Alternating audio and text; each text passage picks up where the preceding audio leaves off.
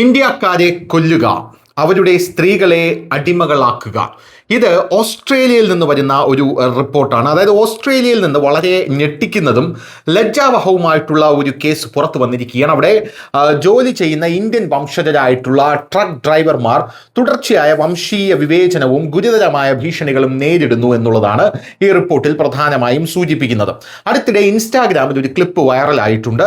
അതിൽ Australian truck ഡ്രൈവർമാർ ഇന്ത്യക്കാർക്കെതിരെ പരസ്യമായി വിദ്വേഷകരവും അക്രമാസക്തവുമായിട്ടുള്ള പരാമർശങ്ങളാണ് നടത്തുന്നത്. ഈ വൈറൽ ക്ലിപ്പ് ഓസ്ട്രേലിയയിൽ താമസിക്കുന്ന കുടിയേറ്റ ഡ്രൈവർമാരുടെ സുരക്ഷയെക്കുറിച്ച് ഒരു പുതിയ ചർച്ചയ്ക്ക് തന്നെ തുടക്കമിട്ടിരിക്കുകയാണ്. അവിടുത്തെ ഇന്ത്യൻ സമൂഹത്തിൽ ആശങ്കയുടെ അന്തരീക്ഷം സൃഷ്ടിക്കുകയും ചെയ്തിരിക്കുകയാണ്. ഓസ്ട്രേലിയൻ ബ്രോഡ്കാസ്റ്റ് കോർപ്പറേഷൻ നടത്തിയ അന്വേഷണത്തിന്റെ ഭാഗമായാണ് ഇൻസ്റ്റാഗ്രാമിലെ ഈ വീഡിയോ. സാധാരണയായി റോഡ് സുരക്ഷ, റോഡ് വിവരങ്ങളോ നൽകാൻ ട്രക്ക് ഡ്രൈവർമാർക്കിടയിൽ റേഡിയോ ആശയവിനിമയം ഉപയോഗിക്കുന്നു. എന്നാൽ ഈ ക്ലിപ്പിൽ അതിനു പകരം വിദ്വേഷവും ആക്രമണവുമാണ് ആഹ്വാനം ചെയ്യുന്നത്.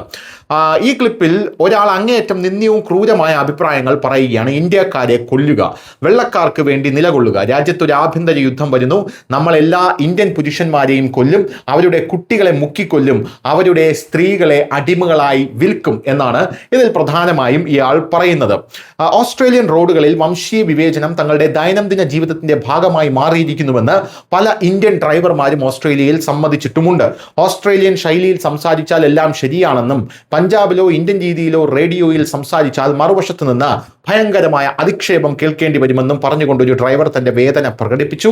ഇത്തരം നിരന്തരമായ ഭീഷണികളും മാനസിക പീഡനങ്ങളിലും മടുത്തതിനാൽ പല ഇന്ത്യൻ ഡ്രൈവർമാരും ഇപ്പോൾ റേഡിയോ ആശയവിനിമയം ഉപയോഗിക്കുന്നത് നിർത്തിയിരിക്കുന്നു എന്നും ഈ റിപ്പോർട്ടിൽ പ്രധാനമായും പറയുന്നുണ്ട്. പൊതുസ്ഥലത്ത് പോലും ഇന്ത്യക്കാർ വലിയ രീതിയിൽ വംശീയ വിവേചനം നേരിടുന്നുണ്ട് എന്നും ഈ റിപ്പോർട്ടിൽ പ്രധാനമായും പറയുന്നുണ്ട്. എന്തായാലും ഈ ഒരു വിഷയം ആശങ്കാജനകം തന്നെയാണ് എന്നാണ് ഓസ്ട്രേലിയയിലെ ഇന്ത്യക്കാരും ഇപ്പോൾ എടുത്തു പറയുന്നത്. News desk Malayalam.